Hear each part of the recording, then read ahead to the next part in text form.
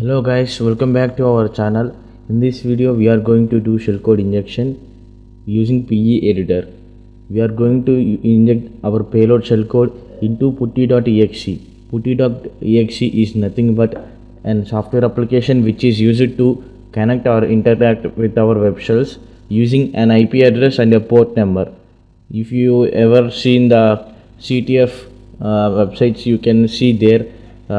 If you go to overthewire.org website, you can see there it will prompt you to connect with putty by entering their IP address or domain name and by using SSH port as 22. So that is the purpose of using putty. In this we are going to inject our payload shellcode into putty.exe and we are going to get a reverse shell using that vulnerability. In this we are injecting the shellcode into the putty of version 0.66 because that version only contained that vulnerability. So in that we are going to inject our shellcode. Okay, let's get started. See, this is the putty where I had keep them. Okay, this is the putty that we are going to inject. Open Load PE editor. I am going to give the requirements. I am going to give the link to download all requirements for you. For this, the requirements are Load PE editor, putty software of version 0.66 and a XVI32 hex editor. Only XVI32 hex editor will only support to monitor the last hex address. So that is the application of using that particular hex editor. After this, opening Load PE editor, click on PE editor, then click on your desired exe file and then enter into section. Then here made a new section header and then edit it. Here the name is SumX. I am giving SumX, and here you need to modify the virtual size and raw size because these are the two sizes that we are mentioning. That we are allocating some space to our shellcode, and our shellcode is of 4096 bytes. Hence, if we allocate 1000 in hex, then it will automatically allocate in decimal value of 4096 bytes. So that is the purpose of allocating space or mentioning 1000 here. Click on OK, close this, save and click on OK. Exit the Load PE editor. Once refresh it. If you once click on this putty, then you will prompt this is an invalid application. See here why it is showing this error means here we are entered a new section. We created a new section that is having null bytes. That means that that section does not contain anything. So it's prompting like this. It is an invalid application. You can rectify that error by inserting a null values using hex editor. Okay, let us observe the last address byte. Here the last address byte is 7FFF. Okay, let us insert the string. See here, these are the hex string that we are going to insert, and these are the decimal. See here, if I mention 4096 bytes, it will allocate 4096 bytes, and in hexadecimal it is 1000. So that is the reason that we gave our section header values of virtual size value of 1000 and raw size value of 1000. That is the reason why we gave that values only. Click on OK and click on save.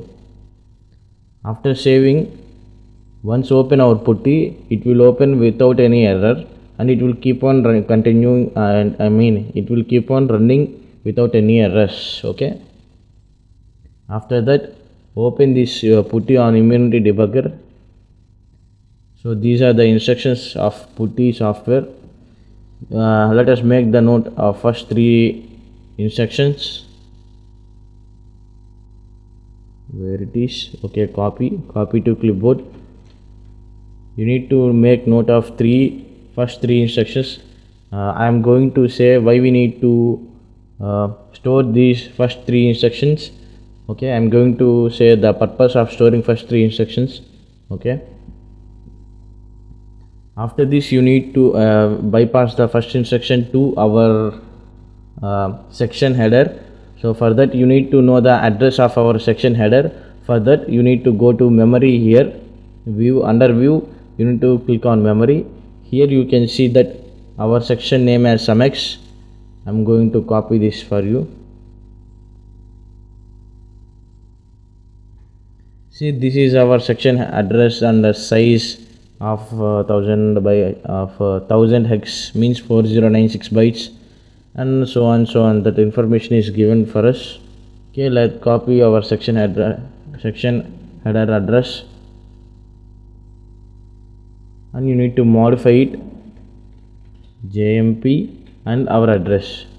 Tick on fill with NOPs and then you need to check it assemble. Okay, after that you are going to fill with 2 NOPs because the JMP instruction will be occupies 2 bytes of space, hence there will be the 2 NOPs will get formed here.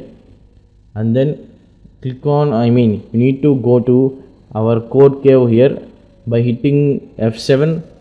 If you want to see our code cave, you can hit F7 as a shortcut, or you can click on this icon.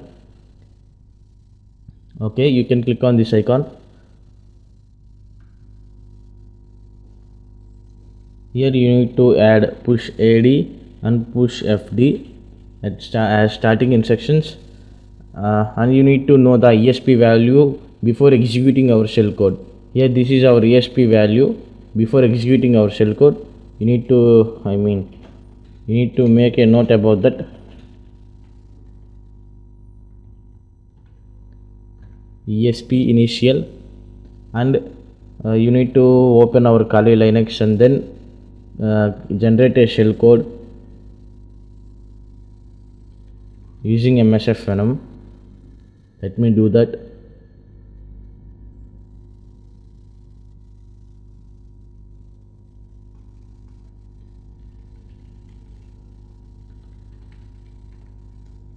Here you need to use only reverse shell, not you should not use meterpreter reverse shell.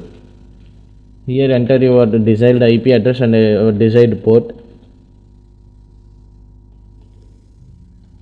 to generate our shell code -F hex. So -F formatting to hex. Okay, the shell code will generate in the hex format. If you mention the option -F followed with hex, if you do these things, you will get it will generate the shell code for us in the hexadecimal notation. Copy this, and then you need to paste the shell code. You need to paste the shell code in our code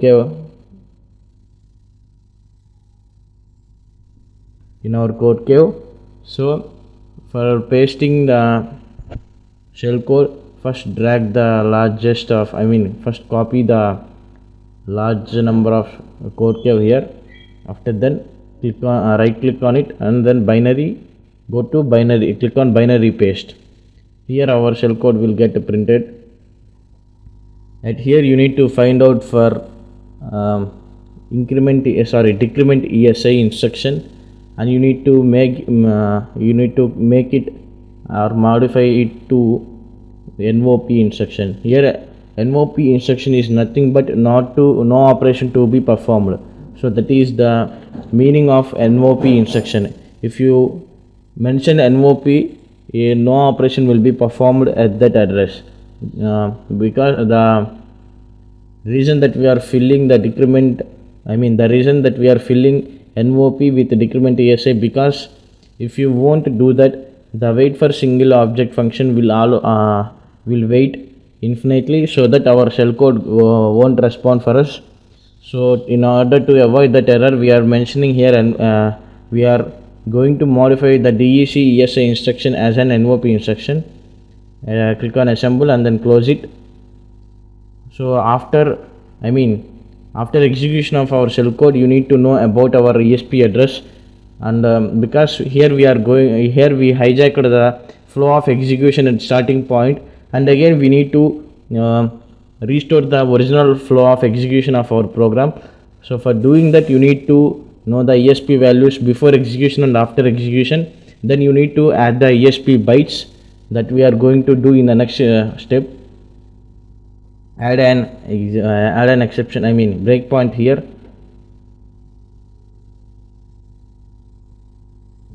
Set up our listener here. You can see the shell code will get, the connection will get received, but there will be no response in our shell code, in our listener. Okay, let me execute it.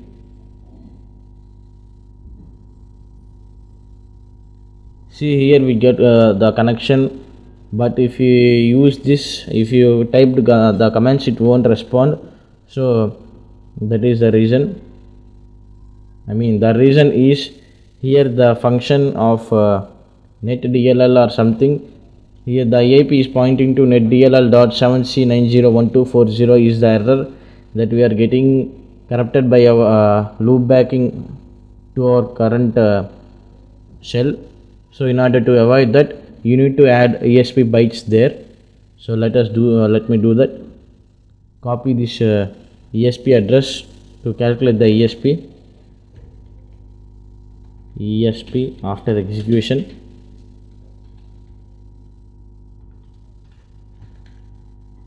Okay, close this.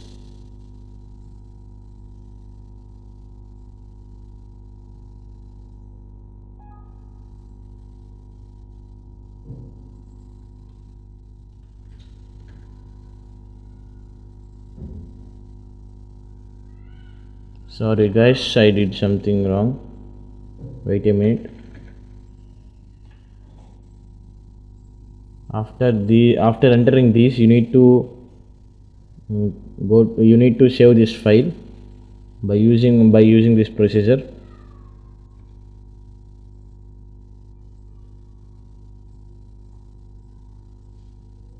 This is our second putty modified file. Okay, let us enter into our code cave. Push AD, push FD, as these are the instructions that we need to enter because to save the registers. Okay, let us inject our shell code by copying in MSF Venom that we did before.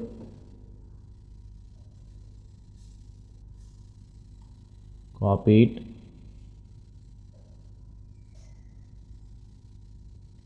To paste that shell code, you need to select the large number of code cave here, and then click on right click and then binary paste, and then again you need to see for decrement ESA instruction, and then fill them with NOP.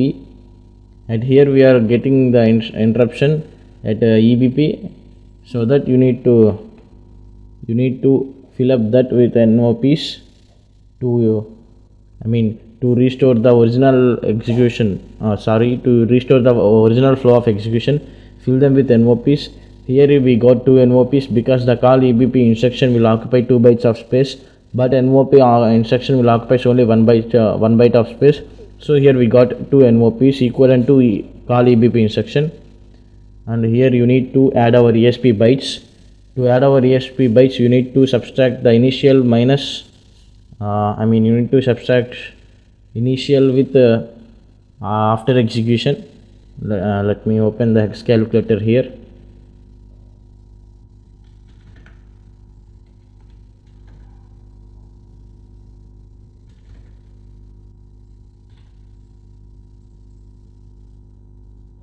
(364 bytes we need to add. Okay, let us open our Immunity debugger and type add ESP comma 364.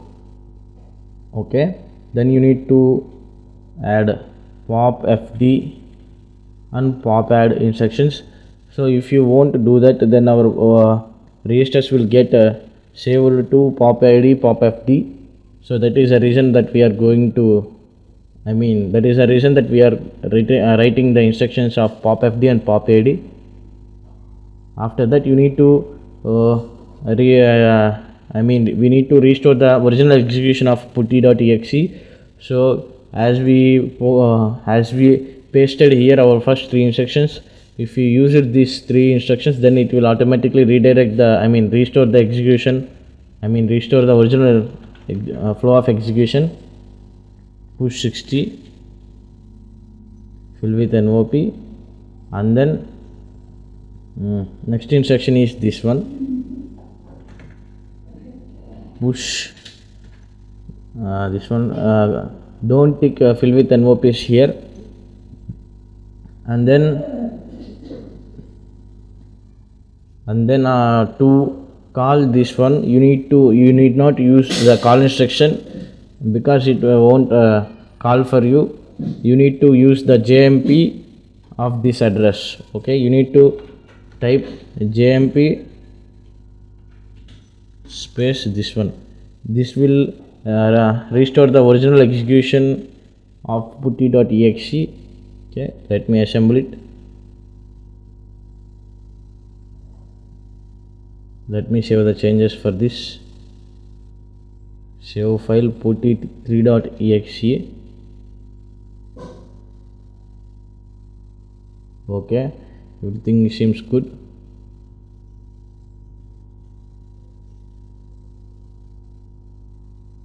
Let me set up the listener for you.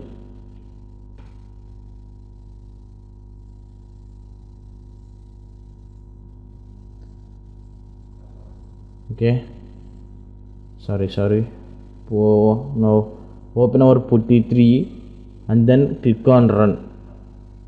See here, it is asking for me to pass the exception to program. Even I passed the exception to program, our shell is not getting open.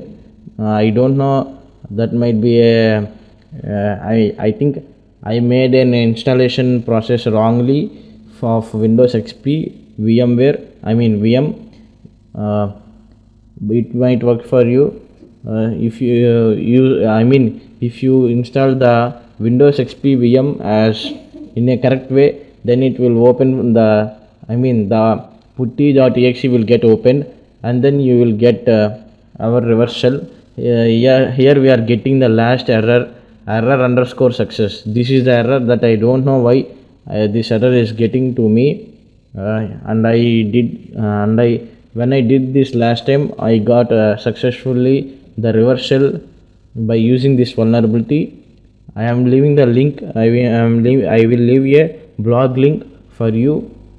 There you can see all the resources to download, and you can see the procedure how to do this process.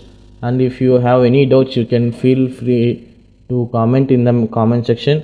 I am leaving the Discord invitation link to you. If you want to contact me in personal way, you can come our Discord server and you can contact me. And here you can see the subscription goal. If you like the video, please do like and subscribe and make me to reach the subscription goal. I hope you like the video. Please do like and subscribe to our channel.